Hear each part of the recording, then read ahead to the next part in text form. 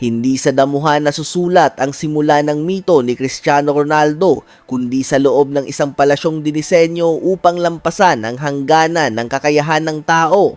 Bago pa man sumilip ang araw, pagsapit ng alas 6 ng umaga, nagkakaroon ng malayang kanyang dambuhalang mansyon, isang kahariang pinapatakbo ng teknolohiya na unti-unting gumigising. Sa pinakapuso nito, bumabagsak sa antas ng yelo sa ibayong hilaga ang temperatura ng kanyang cryotherapy chamber. Sa loob ng 3 minuto, tinitiis niya ang malaimpyernong lamig na negatibo 200 degrees. Ang makinang ito isang himalang nagkakahalaga ng $400,000 na mas mahal pa sa pangkaraniwang bahay ang nagpupuwersa sa kanyang katawan sa pinakamatinding kondisyon nito. Pinupuksa ang anumang pamamaga upang garantiyahan ang mabilis at buong paglakas ng kanyang mga kalamnan. Paglabas niya, nakaabang na ang pangkat ng 2 trainer na babalot sa kanya ng mga pinainit na tuwalya bago kabitan ng mga biometric sensor ang kanyang dibdib at mga binti.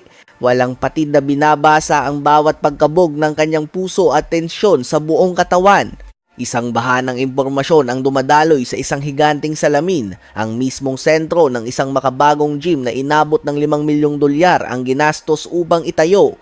Hindi ito basta tambayan lang para magpalaki ng katawan, isa itong dambana ng lakas na mistulang museo ng modernong sining.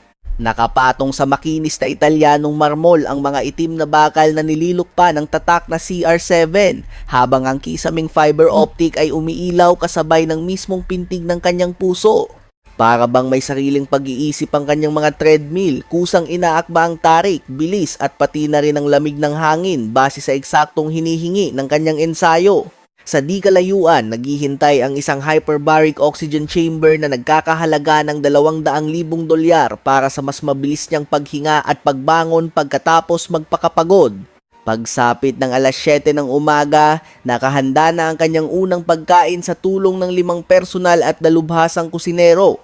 Bawat isa sa kanila ay may hawak na teritoryo, protina, carbohydrates, hydration, at micronutrients na lahat ay pinamumunuan ng isang punong tagapagluto na siyang huling nagpapasya kung tama ba ang lasa at init nito.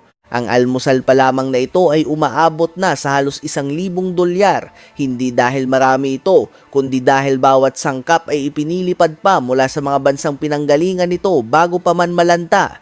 Ang mga itlog ay inangkat pa sa Portugal, ang salmon ay mula sa mga malamig na katubigan ng Norway, ang mga berry ay pinitas sa mga bukirin ng France, at ang olive oil ay katas mula sa mga taniman ng Greece. Kumakain siyang nakayapak sa mga pinaiinit na sahig na yari sa bato habang tinitiyak ng sistema ng bahay na ang buong paligid ay nakapako sa perpektong 64 na degrees. Ang kanyang juice tuwing umaga ay isang pasadyang gayuma, piniga mula sa mga datays ng Saudi at inihalo sa mga inangkat na kahel, timplado ng naaayon sa eksaktong dami ng glycogen na binasa ng kanyang morning biometric scan. Pagkatapos, didiretso siya sa bahagi ng spa kung saan isang infrared sauna ang nagbabaga ng pulang ilaw sa makikinis na apog. Susuong siya sa pinag-aralang siklo ng matinding init at nakakapasong lamig, isang prosesong inilatag ng kanyang physiotherapist upang hindi na niya kailangang mag-isip pa. Ang sistemang ito pa lamang ay isang pamumuhunan na umaabot sa $300,000. Pagpatak ng alas 8 ng umaga, tapos na ang ritual niya. Kung susumahin ang lahat ng makinarya, pasahod sa mga empleyado at mga sangkap na pinadala pa mula sa iba't ibang sulok ng mundo, aabot na sa $10,000 ang kanyang nagastos na tila barya lamang, habang ang pangkaraniwang tao ay hindi pa man lang nakakaubos ng kanilang unang kape para sa araw na iyon. Bawat detalye mula sa hangin na kanyang nilalanghap, tubig na iniinom, ilaw na tumatama sa kanya, hanggang sa pagkaing inilalaman niya sa kanyang tiyan ay may iisang misyon.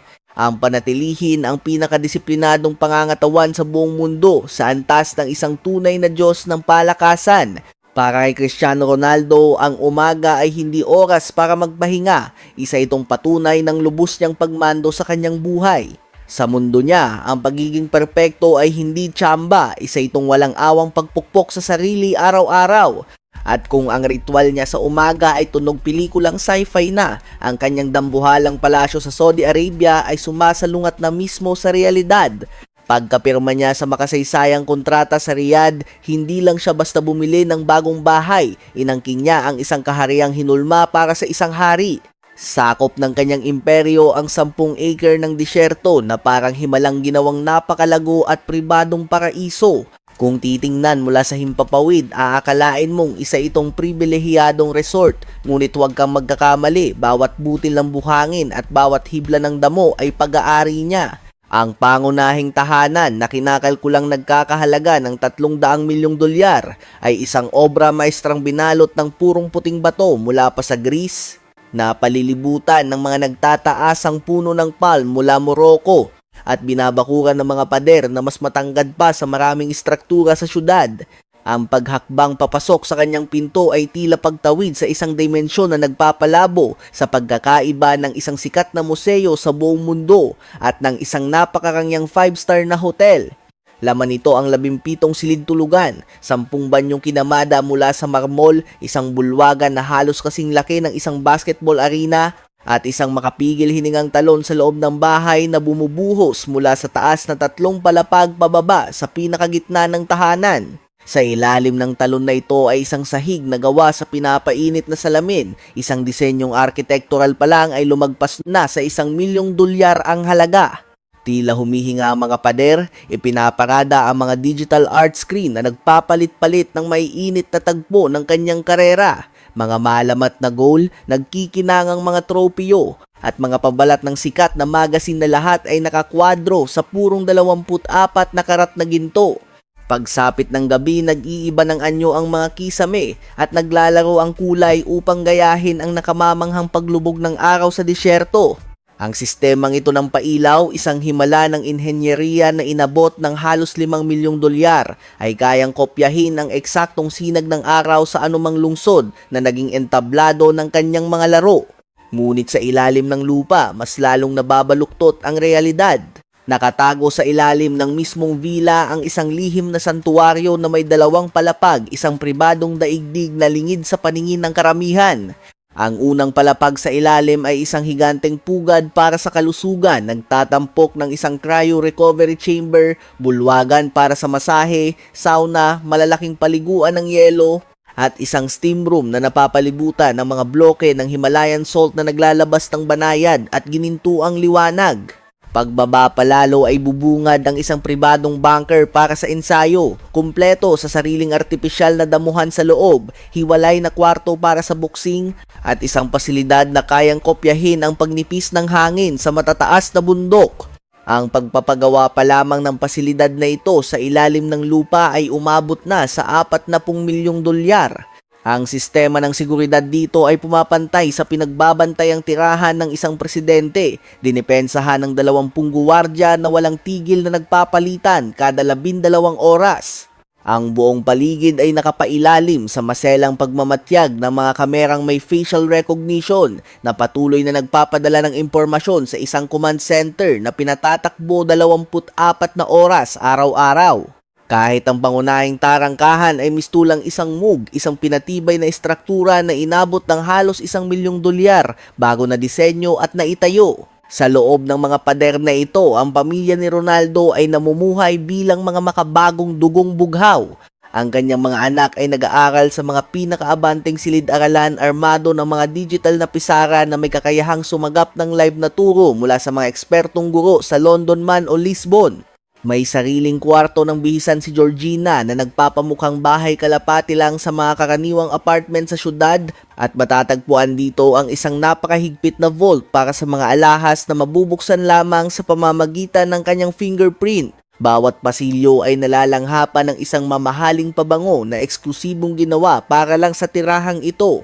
Siyempre, may sariling field para sa football ang lupain, pero malayo ito sa pagiging ordinaryo. Ang ibabaw nito ay pinantay gamit ang laser, nilatagan ng pinakamataas na kalidad ng hybrid na damong inangkat pa mula sa Spain at pinapaliwanag ng mga stadium-grade LED na nagpapahintulot sa kanya na mag-ensayo sa perpektong kondisyon kahit pa sa kailaliman ng gabi.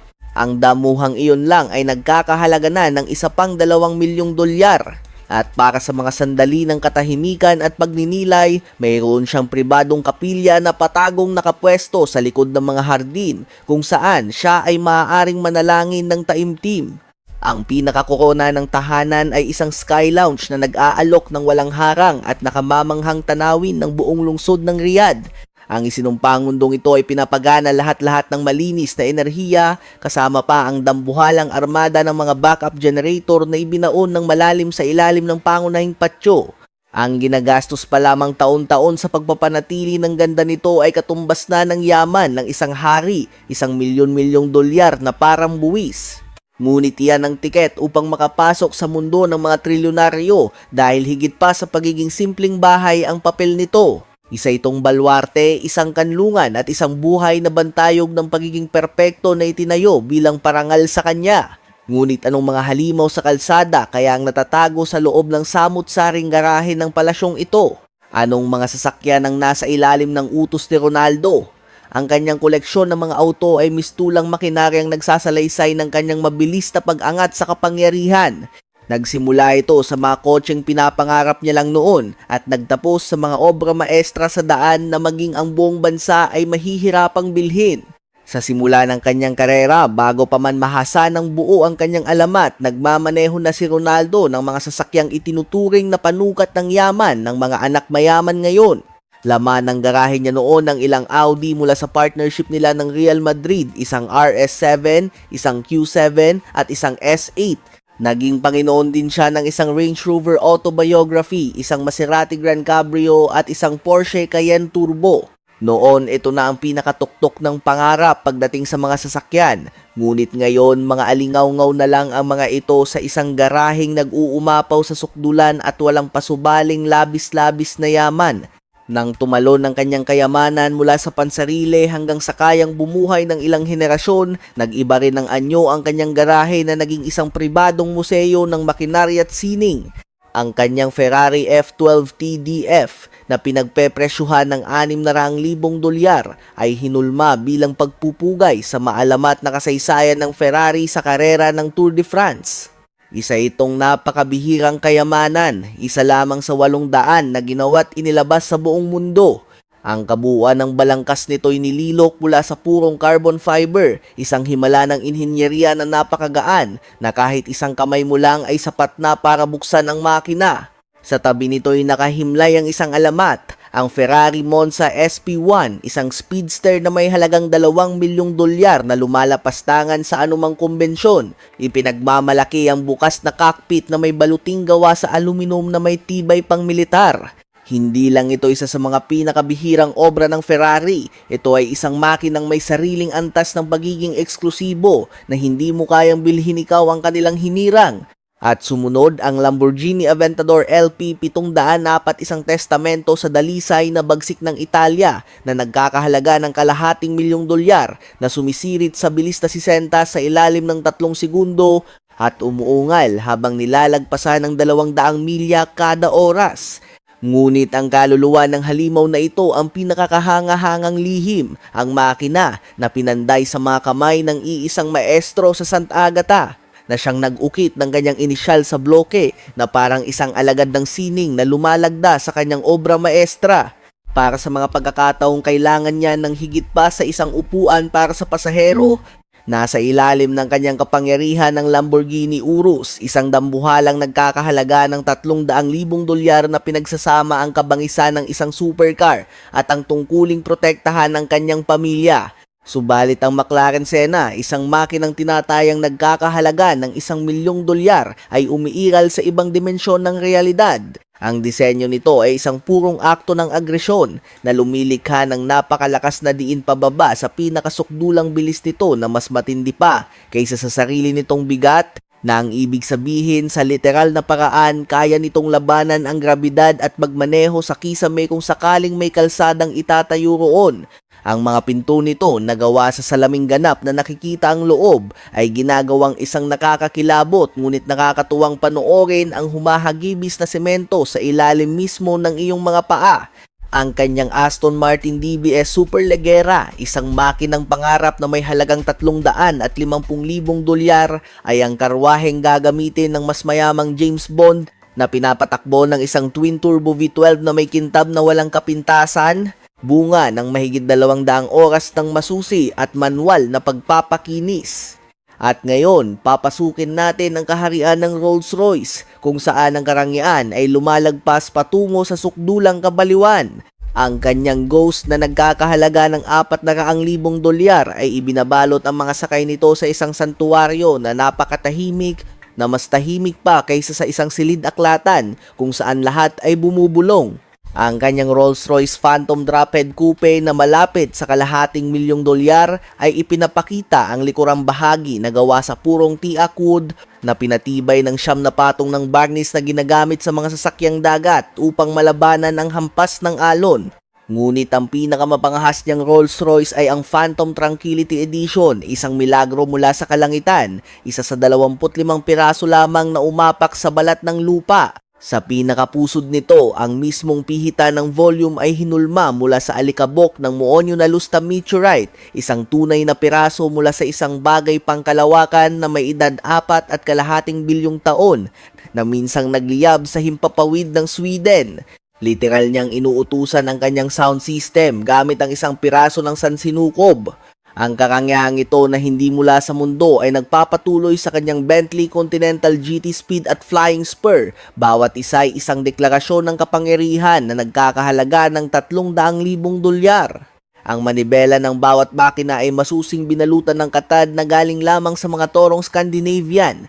Ang lohika nito ay nakasentro sa purong perpeksyon. Ang mga baka ay nagkakaroon ng peklat mula sa pag-aanak, habang ang balat ng toro ay nananatiling walang anumang bahid.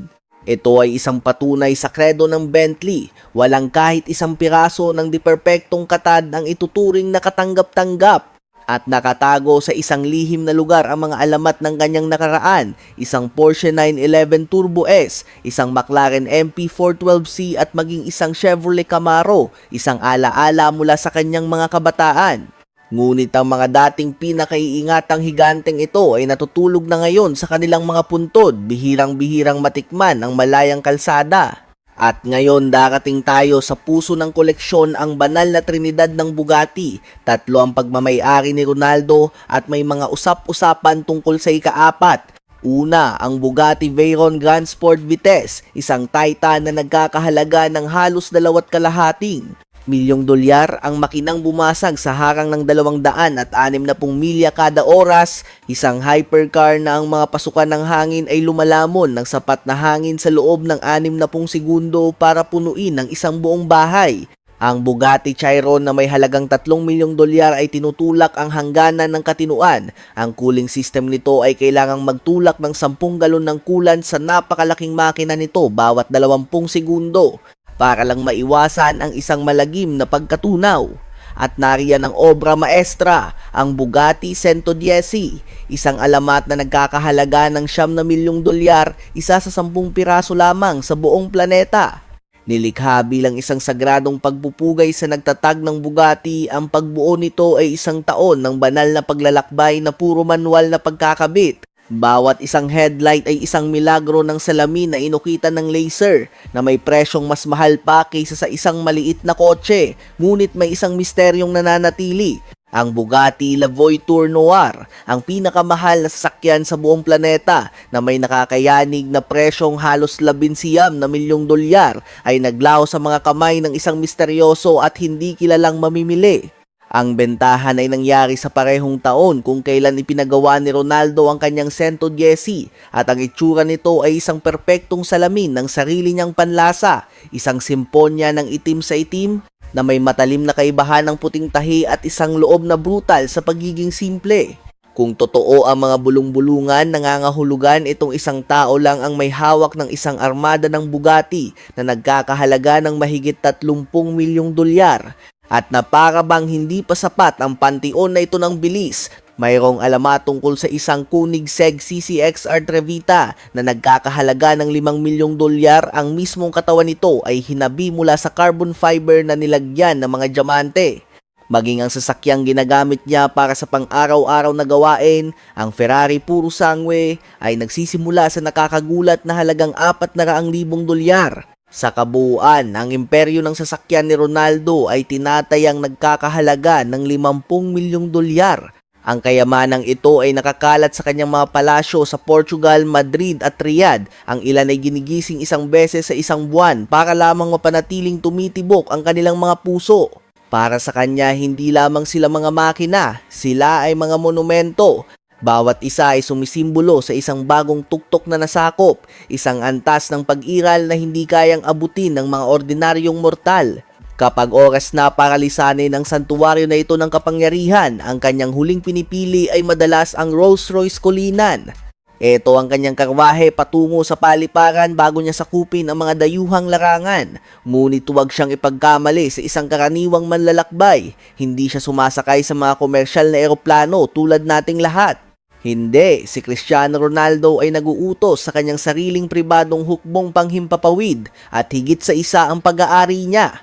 Ang kanyang unang sasakyang panghimpapawid ay ang Gulfstream G200, isang milagro na nagkakahalaga ng 25 milyong dolyar na nananatiling isang malayong pantasya para sa karamihan ng mga bilyonaryo.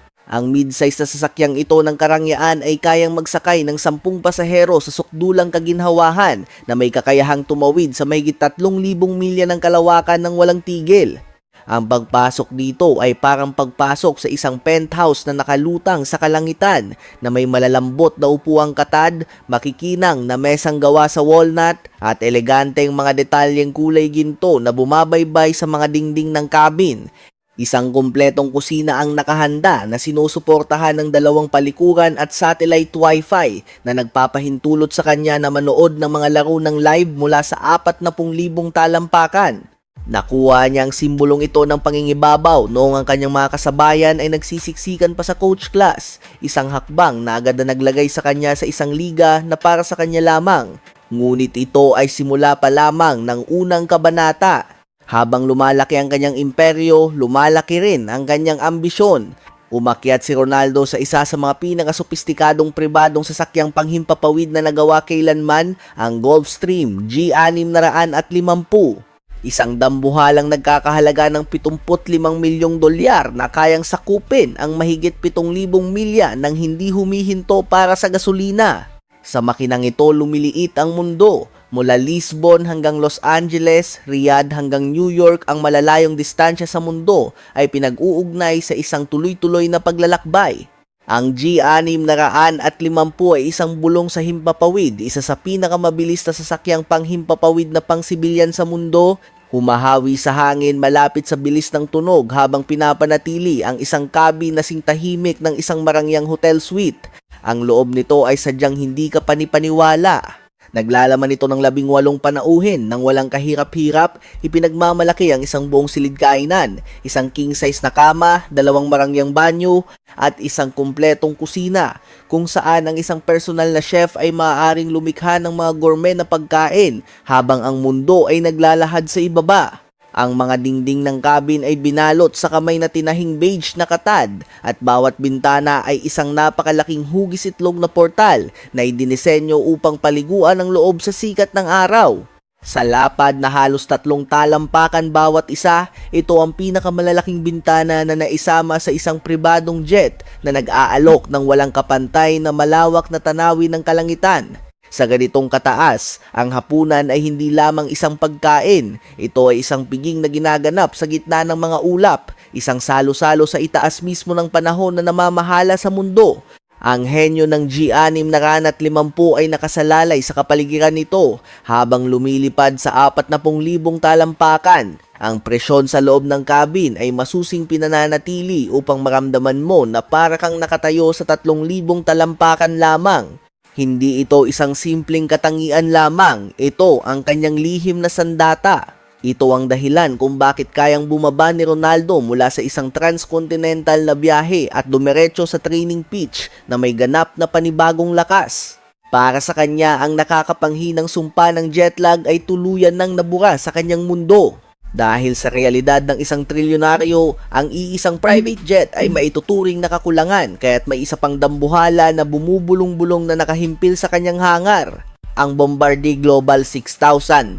Ang kamangha-manghang sasakyang ito ay tinatayang may halagang humigit kumulang 55 milyong dolyar at sinasabing binili upang maging eksklusibong transportasyon ng kanyang management at security team na nagpapahintulot sa kanya na maglakbay ng may marangyang katahimikan at pag-iisa.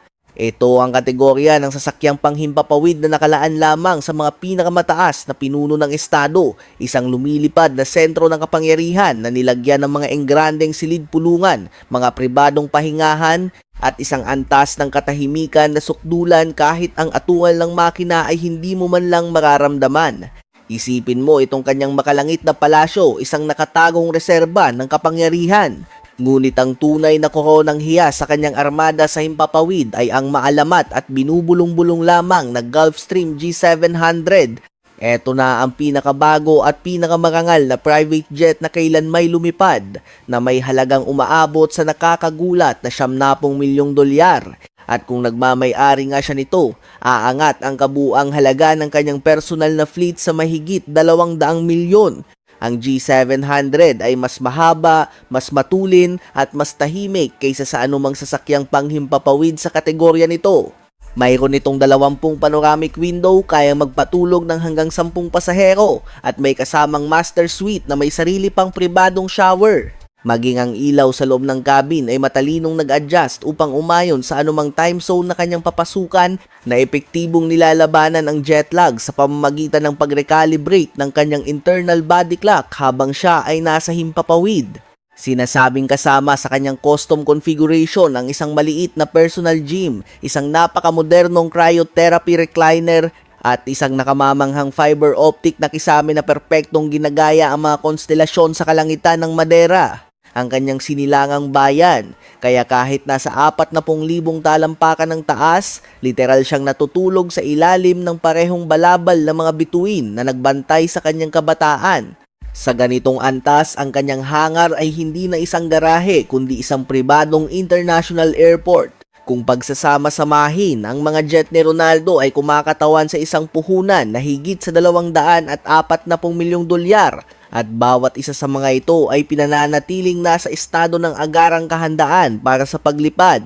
Habang ang ibang mga atleta ay nakikipagsiksikan sa mga commercial terminal, si Ronaldo ay dumudulas lang direkta mula sa kanyang sasakyan patungo sa runway at umaakyat sa isang mansyon na lumalaban sa batas ng gravity. Hindi iyon simpleng paglalakbay, iyon ay teleportasyon na may kasamang 5-star na pagkain, at kapag hindi siya ang hari ng alapaap, siya naman ay lumulutang sa ibabaw ng mga karagatan ng mundo. At syempre, hindi umuupa ng yate si Ronaldo, pagmamay-ari niya ang mga ito. Ang una niyang malaking nabili ay ang Azimuth Grande 27 Metri, isang 70 talampakang super yacht na nagkakahalaga ng mahigit 7 milyong dolyar. Nakuha niya ang lumulutang na obra maestrang ito matapos lamang manalo sa isang malaking kampyonato at agad itong naging kanyang personal na kanlungan sa karagatan. Naglalaman ito ng 5 mararangyang cabin, 6 na banyong may pambihirang disenyo, isang kumpletong wet bar at isang rooftop lounge na pinalamutian ng mga sofa na gawa sa purong puting katad. Ngunit ang alindog nito ay higit pa sa panlabas na anyo. Ang yate ay pinapatakbo ng kambal na makapangyarihang makina na nagtutulak dito sa ibabaw ng tubig sa bilis na mahigit 28 knots na ginagawa itong mas mabilis kaysa sa karamihan ng mga sasakyang dagat na kalahati lang ng laki nito. Ang loob nito ay nagbibigay ng pakiramdam ng isang modernong penthouse sa syudad kaysa sa isang sasakyang pandagat. Ang mga kahoy ay maselang pinakinis na oak, lahat gawa ng kamay. Ang mga dingding ay may mga detalye ng makintab na nickel at ang kusina ay tila kinuha mula sa isang restaurant na may Michelin star. Mayroon itong pribadong gym, isang nagbubulang jacuzzi at isang retractable na swimming platform na bumababa sa karagatan na parang isang personal na elevator sa tubig.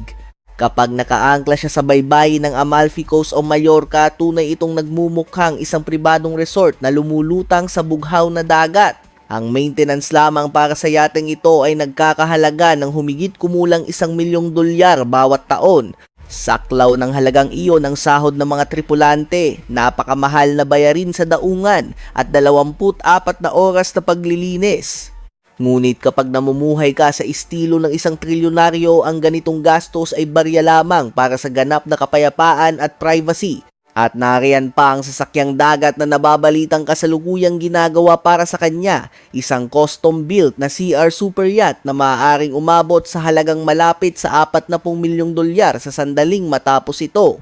Ang dambuhalang ito ay sinasabing may haba na mahigit 120 talampakan na may disenyong hango sa mga stealth aircraft at mga luxury hypercar. Ang katawan nito ay kulay pilak na madilim, gawa sa carbon composite para sa tibay at bilis.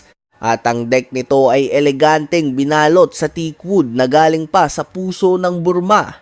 Sa loob, inaasahang magkakaroon nito ng isang full-scale gym, isang maliit na sinehan, isang sopistikadong cigar lounge, at isang helipad na kayang suportahan ang kanyang Gulf Stream kapag hindi nito nasasakop ang himpapawid. Ngunit ang pinakanakakabaliw na katangian nito ay ang underwater viewing room. Isang lounge na may mga dingding na salamin na matatagpuan sa ilalim ng deck kung saan maaari kang literal na umupo at panoorin ang mga nilalang sa karagatan na lumalangoy na para bang nasa loob ka ng sarili mong pribadong aquarium. Ang bawat isa sa mga naglalakihang kurbadang glass panel na iyon ay nagkakahalaga ng mahigit 200,000 dolyar bawat piraso at kailangan itong palitan tuwing ilang taon dahil sa matinding pressure na tinitiis ng mga ito. Nakita na siyang naglalayag sa mga ruta ng Sardinia, French Riviera at sa mga isla ng Gresya. Sa mga bangkang pansiguridad na umaalalay sa kanyang yate na parang isang presidential escort, karaniwang kasama sa mga paglalakbay na ito ang kanyang pamilya, isang personal na chef, 2 trainer, at hindi bababa sa 10 tripulante para sa ilang linggo sa gitna ng karagatan. Ang kabuuang gastos ay maaaring lumampas sa 3 milyong dolyar kapag isinama ang gasolina, pagkain at mga tauhan, at ang buong karanasan, ito ay purong kalayaan na walang anumang bahid. Habang karamihan sa mga tao ay naglalakbay upang takasan ang kanilang mga trabaho, si Ronaldo ay naglalakbay upang takasan ang mismong kasikatan sa gitna ng walang katapusang lawak ng karagatan. Walang paparazzi, walang ingay, tanging ang marahang tunog lamang ng mga alon na humahampas sa katawan ng isang 40 milyong dolyar na mansyon na gumagalaw, maging ang amoy sa loob ay isang pasadyang likha. Ang kanyang yate ay gumagamit ng isang atmospheric system na naglalabas ng banayad na halimuyak ng sandalwood at ambon ng karagatan na idinisenyo ng parehong maalamat na kumpanya na lumilikha ng mga pabango para sa hotel na Burj Al Arab. Ito ang walang kapintasang karugtong ng kanyang imperyo sa lupa. Nagahari siya mula sa mga mansyon, pinamumunuan niya ang kalangitan mula sa mga jet, at dinodomina niya ang karagatan mula sa isang yate na tila pag-aari ng isang kontrabida sa pelikula, ngunit isang kontrabida na may mas mataas na antas ng panlasa. Dahil kapag niyakap mo ang pamumuhay ng isang trilyonaryo, maging ang iyong pagtakas ay dapat pa ring isang pahayag ng walang katulad na karangyaan. Nasuri na natin ang kanyang 300 milyong dolyar na palasyo sa Saudi, ngunit hindi ninyo naman siguro inakala na iyon na ang kanyang nag-iisang mega mansion, hindi ba? Kinokolekta ni Cristiano Ronaldo ang mga bahay sa paraan ng kanyang pagkolekta ng mga kampyonato at bawat isa ay tila isang nakamamanghang level mula sa iba't ibang video game na matatagpuan sa mga lokasyon sa buong Portugal, Espanya, Italia, Inglaterra at Saudi Arabia. Ang kanyang koleksyon ng mga ari-arian ay may kabuuang halaga na higit sa 150 milyong dolyar. Bawat property ay idinisenyo upang sumagisag sa isang natatanging yugto ng kanyang buhay. Magsimula tayo sa Madeira kung saan isinilang ang alamat. Nakatanaw sa karagatang Atlantiko, ang kanyang bahay doon ay nakatayo mismo sa itaas ng simpleng apartment building kung saan siya lumaki. Nagkakahalaga ito ng humigit kumulang 8 milyong dolyar para itayo at may taas na 7 palapag na pinag-uugnay ng isang network ng mga pribadong elevator. Ang mga itaas na palapag ay napapalibutan ng mga panoramic na dingding na salamin na may rooftop pool at isang garahe na may espasyo para sa 100 supercar. Mayroon pa itong maliit na museo sa loob na nakatuon sa kanyang mga pinakaunang tropeo at jersey. Mula sa balkonahe, matatanaw ang mismong stadium kung saan siya unang naglaro noong siya ay teenager pa lamang. Ito ang kanyang araw-araw at nagtataasang paalala ng napakalaking distansya na kanyang narating. Susunod ay ang kanyang mansyon sa Madrid, isang 6 milyong dolyar na modernong kuta na matatagpuan sa napaka-eksklusibong lugar ng La Finca. Ang tahanan ay binuo sa imahinasyon ng arkitektong si Joaquin Torres, ang parehong taga-disenyo na gumagawa ng mga mansyon para sa mga kasamahan niya sa Real Madrid at mga miyembro ng maharlikang pamilya ng Espanya. Ito ay isang parangal sa mga malilinis na linya, puting-puting konkreto at mga dambuhalang salamin. Sa loob, ipinagmamalaki nito ang isang garahe para sa 12 sasakyan, isang panloob na swimming pool at isang pribadong sinehan. Ngunit ang sentro ng atraksyon nito ay ang Trophy Gallery, isang sagradong lugar na kontrolado ang klima at may ilaw na parang museo na naglalaman ng mas maraming maningning na ginto kaysa sa buong koleksyon ng karamihan sa mga pambansang museo. Sa puso ng Turin, Italia, isang villa na nagkakahalaga ng 10 milyong dolyar ang tila inukit mula sa gilid ng isang burol, isang makabagong kuta na nakatanod sa walang hanggang karangalan ng kabundukang Alps. Ito ay isang santuaryong pinoprotektahan ng 2 magkahiwalay na pasukan at 24 na oras na seguridad na ipinagmamalaki ang malalawak na hagdanang gawa sa marmol, isang state-of-the-art na gymnasium at isang spa sa ilalim ng lupa na kinoronahan ng isang maringal na pabilog na pool. Ang kabuuan ng istruktura ay nababalot sa monolitikong mga piraso ng salamin na tinitiyak na ang makapigil hiningang tanawin ng kabundukan ay isang palagiang panoorin mula sa halos bawat sulok ng lupain. Dito, sa muog na ito ng bakal at bato, ang ganap na pag-iisa ay sumasanib sa purong kapangyarihan. Lahat ay nakatago ilang saglit lamang mula sa sagradong larangan ng pagsasanay ng Juventus. Pagkatapos, tayo ay maglalakbay patungo sa kanyang mansyon sa Manchester, isang dambuhalang lupain na nagkakahalaga ng 7 milyong dolyar. Nakaluklok sa mahigit 20 ektarya ng malawak na kanayunan, ang kahariang ito ay may sariling sinehan, isang kumikinang na heated swimming pool, mga profesional na tennis court, at isang kamangha-manghang panloob at panlabas na spa complex. Sa huli, tinalikuran niya ang palasyong ito dahil lamang sa mahinang ugong ng mga nanginginaing tupa na gumambala sa kanyang perpektong katahimikan. Ngunit kapag hawak mo ang yaman upang diktahan ang anumang sulok ng daigdig, ang katahimikan ay hindi isang pakiusap, isa itong paunang kinakailangan.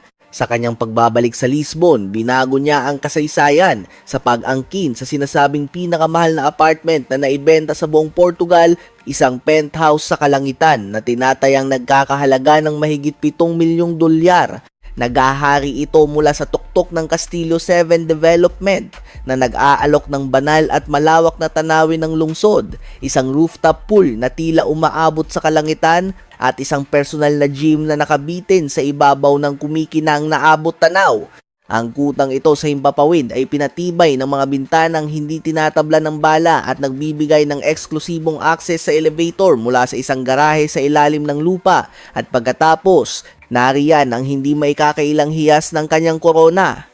Ang kanyang palasyo sa Saudi Arabia, isang monumento sa karangyaan na nagkakahalaga ng mahigit 300 milyong dolyar. Kung pagsasama-samahin ang kanyang mga ari-arian sa buong mundo ay hindi lamang mga tahanan, ito ang mga magkakaugnay na teritoryo ng isang makabagong pandaigdigang imperyo. Taglay niya ang kapangyarihang magising sa pagsikat ng araw sa Atlantiko sa Portugal, lumipad para sa isang pananghalian sa Madrid, hasain ang kanyang sining sa Italia, at pagkatapos ay magpahinga sa ilalim ng mga bituin sa disyerto ng Riyadh lahat nang hindi man lang lumalabas sa mga hangganan ng kanyang sariling soberanong kaharian. Bawat isa sa mga mararangal na mansyon na ito ay pinapanatili ng isang dedikadong pangkat ng mga tauhan sa buong taon, isang operasyong gumugugol ng milyon-milyon taon-taon para lamang sa kanilang pangangalaga. At bawat isa kahit magkakalayo sa mundo ay kontrolado sa pamamagitan ng isang naka-encrypt na aplikasyon, isang digital na setro na nagpapahintulot sa kanya na utusan ng ilaw, klima at seguridad ng anumang tahanan mula sa kanyang telepono, saan man sa planeta. Para kay Ronaldo, ang real estate ay higit pa sa simpleng pamumuhunan. Ito ay tungkol sa ganap na pananakop at pagmamay-ari ng espasyo. Nagtayo siya ng mga tahanan na nakatindig na parang mga monumento. Bawat isa ay isang pisikal na tropeo na nagpapatunay sa isang buong panahon ng kanyang maalamat na buhay. Sapagkat kapag nananahan ka sa kalawakan ng mga trilyonaryo, kahit ang iyong mga alaala ay nangangailangan ng sarili nilang abot tanaw, hindi ka umaakyat sa katayuang pandaigdigang simbolo sa pamamagitan lamang ng mga goal. Hinulma ni Cristiano Ronaldo ang kanyang sarili upang maging isang institusyong naglalakad at humihinga. Bawat piraso ng damit, bawat litrato, bawat relo, lahat ay isang dalubhasang inorkestrang bahagi ng imahe na humubog sa kanya bilang isa sa mga pinakakilalang tao sa balat ng lupa. Ang kanyang personal na estilo ay sumailalim sa isang nakamamanghang pagbabago mula sa pagiging magarbo tungo sa pagiging perpekto. Sa kanyang mga unang taon, ang kanyang itsura ay isang simponya ng mga malalaking logo, makikinang na sinturon at punit-punit na maong. Ngayon, ito ay isang oda sa pinasadyang kahusayan. Nagsusuot siya ng mga designer suit na tila ipinintas sa kanyang matipunong pangangatawan, pinalamutian ng mga pino ngunit makapangyarihang alahas at mga pasadyang pabango na siya mismo ang tumulong na likhain. Ang buong pilosopiya ng kanyang presentasyon ay nakabatay sa isang sagradong trinidad, purong karangyaan, makapangyarihang kasimplihan at ganap na pangingibabaw. Ang kanyang aparador pa lamang ay isang dambana ng mataas na moda na kayang makipagsabayan sa mga pinaka-eksklusibong butik. Ang mga sabitan nito ay puno ng mga obra maestrang gawa sa kamay mula sa Dolce & Gabbana, Louis Vuitton at Tom Ford. Ang bawat kasuotan ay isang natatanging likha na tinahi ng may kirurhikong katumpakan sa kanyang eksaktong sukat na may ilang piraso na nagkakahalaga ng higit sa 30,000 dolyar bawat isa. Nagtataglay siya ng koleksyon ng mga leather jacket na gawa sa Italia, mga sidang kamiseta na kinulayan ng mga bihirang natural na pigment at isang patuloy na nagbabagong galeriya ng mga designer sneaker na katumbas ng isang malaking kayamanan. Ngunit ang tunay na deklarasyon ng kanyang katayuan ay wala sa kanyang kasuotan. Ito ay kung ano ang nakakabit sa kanyang pulso. Ang koleksyon ng mga relo ni Ronaldo ay isang alamat, isang kayamanang nagkakahalaga ng mahigit 10 milyong dolyar. Isa sa kanyang mga pinahahalagahang pag-aari ay ang Jacob & Company Caviar Tourbillon Chavorite, isang obra maestrang kumikinang sa mga berdeng diamante na nagkakahalaga ng halos 1 milyong dolyar. Ito ay may 376 na esmeralda, bawat isa ay inilagay sa pamamagitan ng kamay at ito ay nagliliyab na parang isang puro at sumasabog na bituin sa ilalim ng direktang liwanag. Pagkatapos, nariyan ang kanyang Frank Muller Invisible Baguette Diamonds Imperial Tourbillon, isa sa mga pinakamaalamat na relo na nalikha na buong-buong nababalot sa mahigit 600 diamante at nagkakahalaga ng humigit kumulang 2 milyong dolyar. Ang nakakarami sa sangkatauhan ay hindi pa nakasaksi ng isa man sapagkat iilan lamang ang nabigyan ng buhay. Ang buong relo ay ganap na malinaw na nagpapahintulot sa liwanag na dumaloy sa katawan nitong gawa sa diamante at kristal na parabang ito ay salamin mula sa kalangitan. Siya rin ang may-ari ng Rolex GMT Master Ice, isang piraso na nagkakahalaga ng halos 500,000 dolyar. Ito ay naliligo sa mga perpektong diamante sa buong bezel, sa dial at sa buong pulseras. Hindi ito ang Rolex na matatagpuan mo sa isang tindahan. Ito ang Rolex na mag-aanyaya sa iyo sa mundo nito. At syempre, nariyan ang Jacob & Company Heart of CR7, isang pasadyang likha upang gawing immortal ang kanyang alyansa sa tatak na hinulma mula sa puting ginto at binalot sa kumikislap na mga ruby. Ang mukha nito ay nagpapakita ng isang maliit na puso na tumitibok ng may ritmikong pulso, isang beses bawat segundo, isang patuloy at kumikinang na paalala ng kanyang sariling kasiglahan. Ang nag-iisang relong iyon pa lamang ay may halagang higit sa 1.5 milyong dolyar, ngunit ang kanyang mga palamuti ay higit pa sa mga relo. Nagtataglay siya ng mga hikaw na diamante, mga pulseras na gawa sa purong ginto, at mga designer sunglasses na nagkakahalaga ng mahigit 10,000 dolyar bawat pares. Maging ang mga bote ng kanyang pabango ay hinulma na parang mga munting tropyo, isang banayad ngunit makapangyarihang deklarasyon na ang kanyang tatak ay hindi lamang nagbebenta ng mga produkto. Nagbebenta ito ng isang hindi maaabot na ideal ng pagiging perpekto. Ang kanyang imperyo ng CR7 ay sumasaklaw na ngayon sa mga pabango, maong, sapatos, damit panloob at isang hanay ng mga mararangyang hotel. Bawat individual na linya ay kumikita ng 10-10 milyong kita taon-taon at lahat ng ito ay nagsisilbi upang palakasin ang kanyang maalamat na imahe. Bawat detalye hanggang sa pagbabalot at sa eksaktong paleta ng kulay ay ininhinyero upang magpakita ng isang aura ng walang kupas at klasikong kapangyarihan.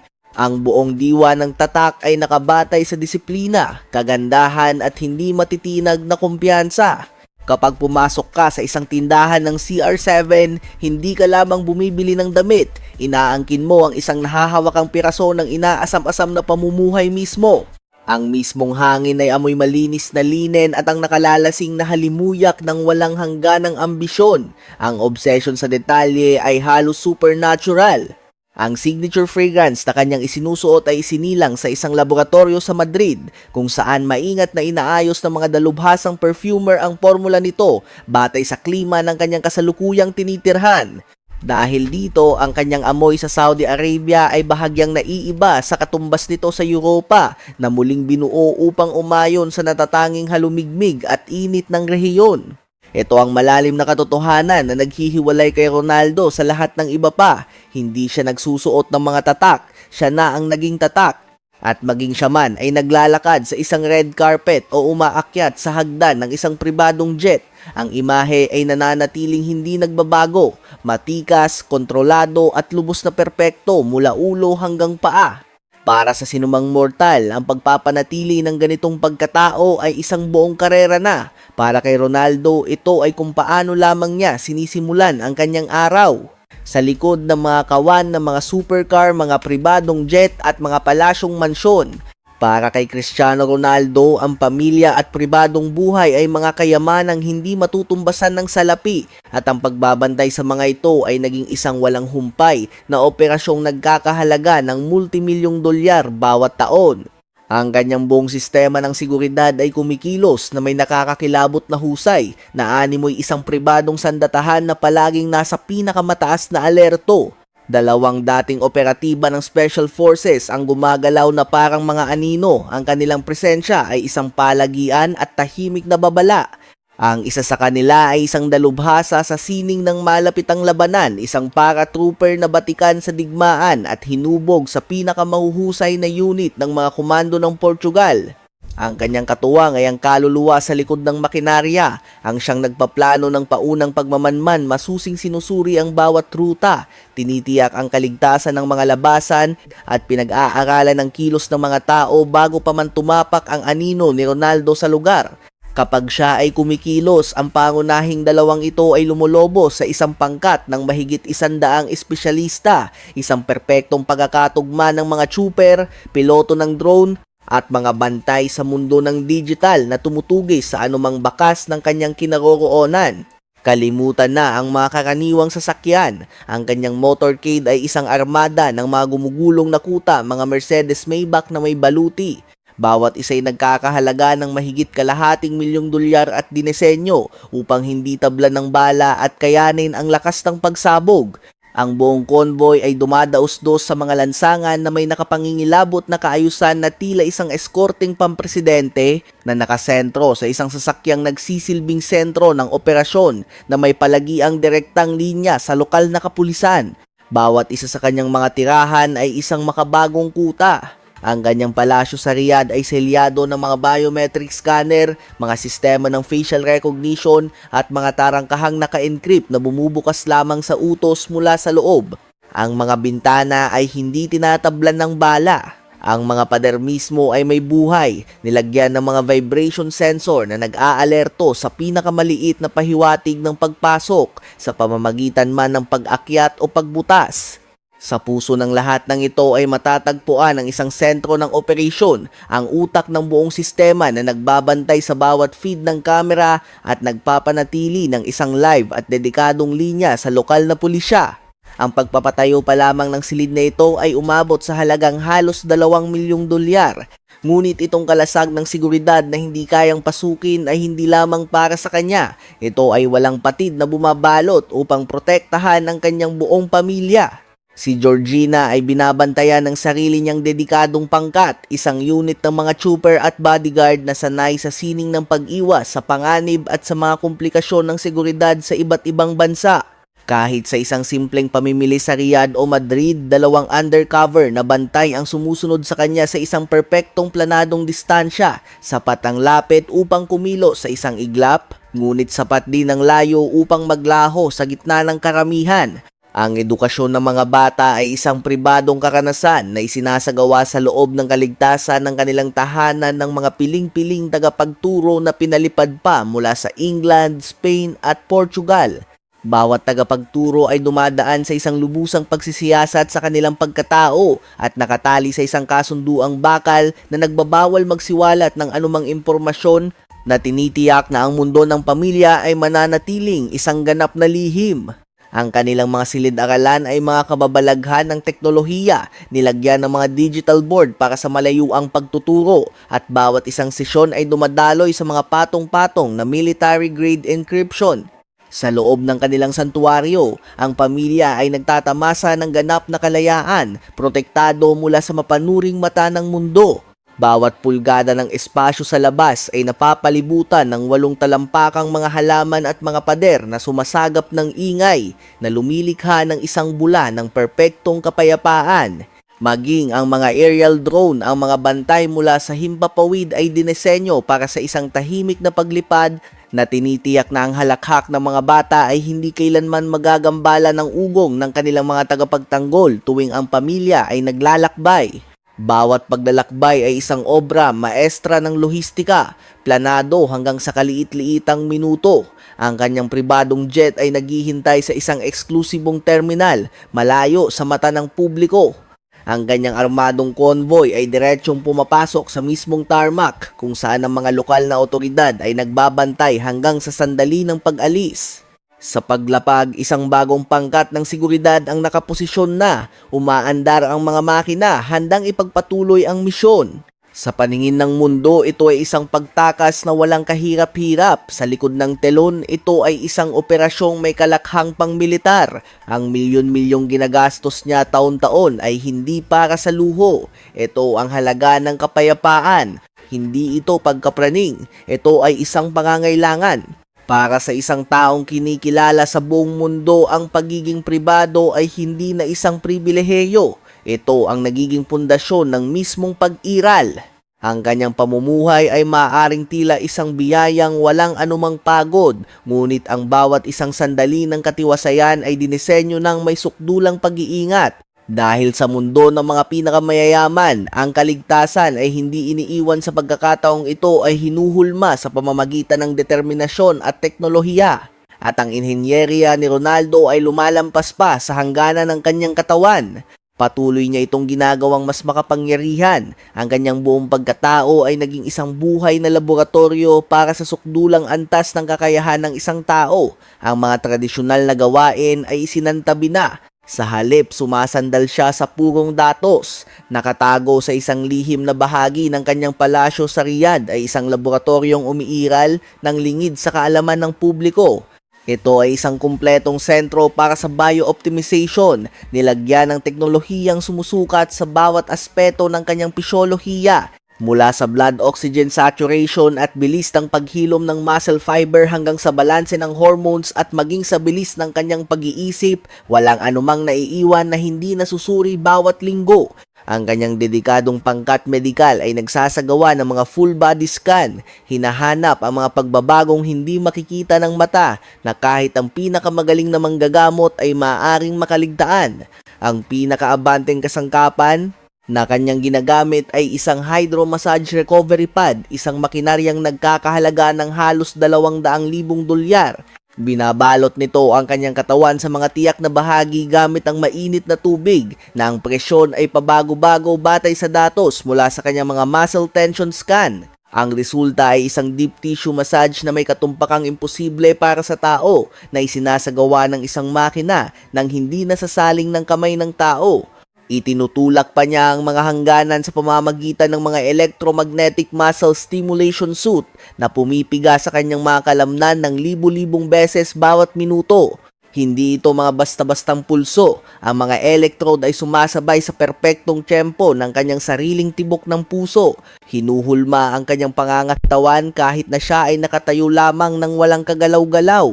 Ito ay katumbas ng pagpaparami ng epekto ng isang karaniwang ehersisyo ng 10 beses. Ang kanyang susunod na kinahuhumalingan ay nasa larangan ng oxygen therapy training. Sa mga sesyon ng cardio, nagsusuot siya ng maskara na nagbibigay sa kanya ng salitang supply ng hangin na mayaman at kulang sa oxygen na pinuwersa ang kanyang mga baga na umangkop na parabang inaakyat niya ang tuktok ng isang mataas na bundok. Ang teknolohiyang ito na nagkakahalaga ng halos 80,000 dolyar ay ang lihim na sandata ng mga fighter pilot at mga kampeon sa Olympic. Ngunit si Ronaldo ay nagpalagay lamang ng isa sa kanyang tahanan.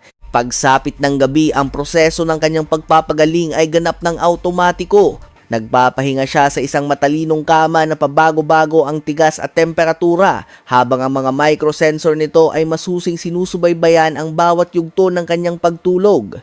Kung sakaling bumaba masyado ang kanyang tibok ng puso, ang kama ay tumutugon sa pamamagitan ng bahagyang panginginig upang mapabuti ang sirkulasyon. Kung ang kanyang katawan ay mapunta sa isang posisyong hindi akma, ang kutsyon ay dahan-dahang umaangat upang gabayan siyang bumalik sa perpektong pagkahanay. Ang nag-iisang sistemang ito para sa pagtulog ay may halagang humihigit sa 100,000 dolyar at ang kanyang protocol para sa pagpapabuti ay umaabot maging sa hangin na kanyang nilalanghap. Ang mga filters sa kanyang silid tulugan ay may kalidad na pang-opera sa ospital katulad ng ginagamit sa mga operating theater at ganap nitong nililinis at pinapaikot ang hangin sa buong silid bawat 3 minuto. Isang espesyal na diffuser ang nagpapakalat ng pinong-pinong ambon ng isang piling-piling timpla ng langis ng lavender at sandalwood, isang kombinasyong siyentipikong pinili upang mapababa ang kanyang presyon ng dugo at ihanda ang kanyang katawan para sa pahinga. Bawat gabi, lumalanghap siya ng kapayapaan at gumigising sa isang estado ng ganap na kontrol. Mayroon ding mga bulong-bulungan tungkol sa kanyang pakikipagtulungan sa mga nangungunang klinika sa Europa na nangunguna sa larangan ng stem cell regeneration.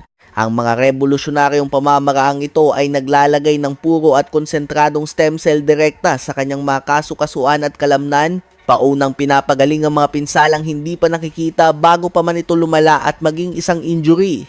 Sa halagang mahigit 50,000 dolyar bawat sesyon, ito ang sikreto sa likod ng isang lalaking malapit ng maging 40 anyos na kumikilos na may pasabog na kilos ng isang 25 taong gulang. Maging ang kanyang mga nutritional supplement ay mga likhang eksklusibo para sa kanyang katawan. Bawat buwan ang kanyang mga nutrisyonista ay nagpapadala ng mga sample ng dugo sa mga pribadong laboratorio upang masusing timplahin muli ang kanyang mga formula ng bitamina at amino acid. Para kay Ronaldo, walang anumang basta na lamang kinukuha sa estante. Bawat isang molekula nito ay masusing pinanday sa mga pinakamodernong laboratorio ng parmasyotika sa buong Switzerland at Espanya. Bawat prasko ay nagtataglay ng kanyang personal na selyo, ang eksaktong petsa ng paglikha at isang pambihirang barcode na nakakonekta mismo sa real-time na datos ng kanyang katawan. Ang halaga upang tustusan ang paghahangad na ito para sa biolohikal na perpeksyon ay isang nakagigimbal na kabuuan na humihigit sa 10 milyong dolyar bawat taon. Ngunit para kay Ronaldo, hindi ito isang laro ng mga estadistika. Ito ay isang deklarasyon ng digmaan laban sa mismong panahon. Habang ang ibang mga atleta ay unti-unting naglalaho patungo sa pagre-retiro, siya ay nagbubuhos ng kayamanang halos hindi masukat upang tuluyang supilin ang proseso ng pagtanda. Dahil sa estratosfera ng mga trilyonaryo, ang pagtanda ay isang konseptong hindi kailanman pinahihintulutan. Ikaw ay lumalampas na sa ordinaryong pag-iral. Sa ganitong tugatog ng buhay, ang yaman ay hindi na isang paraan upang magkamal ng mga ari-arian. Ito ay nagiging kasangkapan upang hubugin ang iyong immortal na alamat. Dito nagbabago ang pananaw ni Ronaldo mula sa mga panandaliang luho patungo sa isang walang hanggang legasiya. Nakapagtayo na siya ng isang dinastiyang pampinansyal na napakalawak na aabutin ng 10 buhay para sa isang ordinaryong tao na simulang gastusin ito. Ngunit habang ang mundo ay nabibighani sa kanyang mga palasyo at mga kawan ng supercar, ang tunay na monumento na kanyang itinatayo sa mga anino ay hindi masukat ang kadakilaan. Sa kanyang lupang sinilangan sa Madera, isang maringal na museo ang nakatayo bilang isang templo sa kanyang paglalakbay, ang Museo CR7. Itinayo sa halagang higit sa 5 milyong dolyar, ang mga sagradong bulwagan nito ay nangangalaga sa mga relikya mula sa kanyang buong Odiseya, mula sa pinakaunang sapatos na pang-soccer na kanyang isinuot hanggang sa bawat isang tropeo ng Ballon d'Or na kanyang inangkin. Ang maningning na istruktura ay nakatanaw sa malawak na karagatan at nagbabantay sa pasukan nito ay isang dambuhalang tansong estatwa ng mismong tao. Ang kanyang mga braso ay nakabuka, magpakailanmang nakaukit sa matagumpay na pagdiriwang ng isang goal. Bawat linggo, libo-libo ang naglalakbay patungo rito. Hindi lamang ito isang museo, isa itong dambana. Isang pamana na pinanday sa bakal at isinabuhay sa salamin, ngunit ang tunay na epekto ni Ronaldo ay lumalampas pa sa larangan ng mga monumento. Kabilang siya sa isang piling grupo ng mga atleta na naglalaan ng milyon-milyon sa kawang gawa, sadyang iniiwasan ng atensyon at ang mga balita. Pinondohan niya ang mga operasyong nakapagliligtas buhay para sa mga batang may karamdaman, sinuportahan ang buong programa sa paggamot ng kanser at personal na ginastusan ang pagpapatayo ng mga ospital sa buong Portugal at Espanya. Sa isang nakamamanghang gawa ng kabutihang loob, nagkaloob siya ng 1 milyong dolyar upang muling buhayin ang mga medical ward sa Madera matapos itong wasakin ng isang mapaminsalang baha. Kapag may trahedyang tumama saan man sa mundo, ang kanyang pangalan ay madalas na isa sa mga unang lumilitaw sa mga ward transfer. Walang malalaking anunsyo, walang mga kampanya sa publisidad, tanging tiyak at agarang pagkilos. Ang kanyang pananaw ay nagbigay buhay din sa mga bagong akademya para sa kabataan sa buong Portugal at Saudi Arabia na idinisenyo upang bigyan ang mga batang kapuspalad ng access sa world-class na pagsasanay at edukasyon. Bawat isa sa mga institusyong ito ay isang operasyong nagkakahalaga ng milyon-milyong dolyar na nagbibigay hindi lamang ng pagsasanay kundi ng kumpletong tirahan, akademikong pagtuturo at mga espesyal na programa sa nutrisyon. Ang layunin ay hindi upang lumikha ng susunod na Cristiano Ronaldo. Ang misyon ay bigyang kapangyarihan ng libu-libong bata ng pagkakataong mangarap tulad ng ginawa niya noon. At ngayon, siya ay bumubuo ng isang bagay na mas malaki pa ang saklaw, ang CR7 Legacy Foundation. Habang nananatiling kumpidensyal ang mga plano, ang mga nasa kanyang inner circle ay nagsasalita tungkol sa isang pandaigdigang network ng pagkakawanggawa na naglalayong baguhin ng lubusan ang pangangalagang pangkalusugan, edukasyon, at pag-unlad sa palakasan ng mga bata sa buong planeta. Sa esensya, si Ronaldo ay nag-iinhinyero ng isang immortal na sistema ng pagbibigay, isang sistema na mananatili matagal na panahon pagkatapos niyang mawala, na sumasalamin sa kanyang tatak ngunit ganap na nakatuon sa pag-angat ng sangkatauhan. At ang kapangyarihan nito ay higit pa sa simpleng salapi. Ang mismong puwersa ng kanyang presensya ay isang yaman sa sarili nito. Kapag humakbang siya sa isang ospital o isang youth center, ang pagbabago ay agaran. Dumarating siya ng walang seremonya, walang pulutong ng mga kamera. Siya ay lumilitaw ng walang anunsyo, nakikipagkamay, pumipirma sa mga jersey at pinakikinggan ang kanilang mga personal na kwento. Para sa mga batang ito, siya ay higit pa sa isang manlalaro ng football.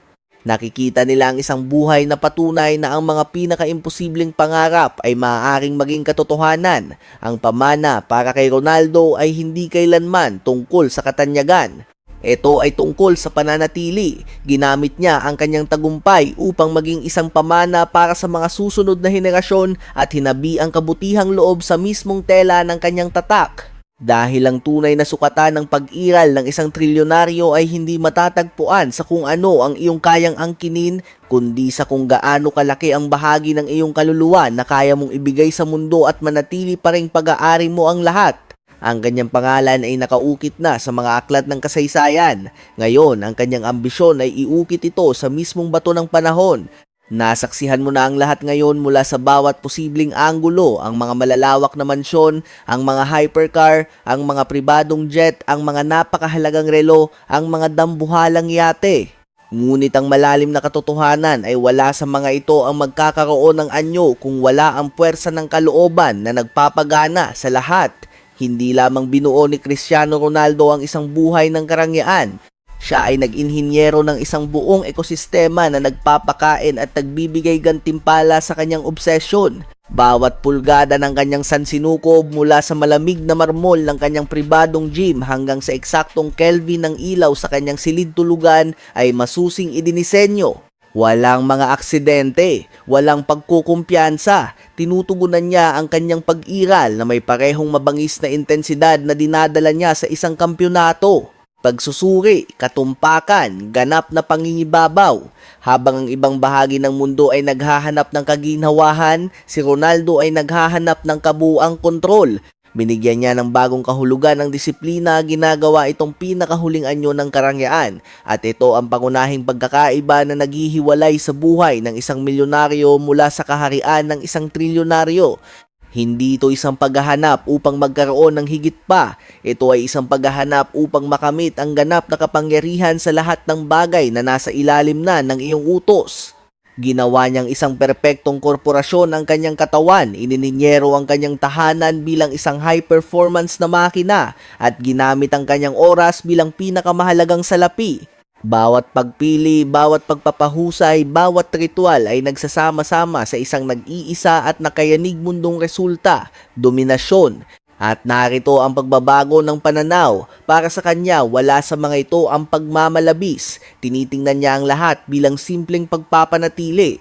Ang pagpapanatili ng kadakilaan, ang pagpapanatili ng isang pagkakakilanlan, ang pagpapanatili ng isang alamat na ginugol niya ang isang buong buhay sa pagbuo. Dahil kapag umakyat ka sa ganitong antas, ang mga alituntunin ng laro ay muling isinusulat. Hindi ka na nakikipagkompetensya para sa mga tropeo, nakikipagkompetensya ka laban sa iyong sariling pamana. Hihinto ka sa paghabol sa tagumpay ng iba. Sisimulan mo ang walang katapusang proseso ng pagpino sa iyong sarili. Ang pamumuhay ni Cristiano Ronaldo ay hindi lamang isang kwento tungkol sa yaman. Ito ang buhay na testamento kung ano ang itsura ng dalisay at hindi matitinag na obsesyon kapag ito ay nagtagumpay. Inukit niya ang isang imperyo gamit ang kanyang mga paa, pinatibay ito ng hindi masisirang disiplina at itinaas ito upang maging isang obra maestra. Siya ay naninirahan sa mga palasyo na karibal ng mga museo, nag-uutos sa mga sasakyan na umuungal na parang kulog, at kumakain ng kanyang almusal habang isang pangkat ng mga siyentipiko ang sumusubaybay sa mismong tibok ng kanyang puso. Ito ay hindi swerte. Ito ay arkitektura, ito ay ganap na kontrol. Ito ang esensya ng pamumuhay ng trilyonaryo. Dahil kapag ang perpeksyon ay tumigil na maging isang layunin at naging iyong panimulang punto, hindi ka lamang nabubuhay ng ibang buhay, nabubuhay ka magpakailanman.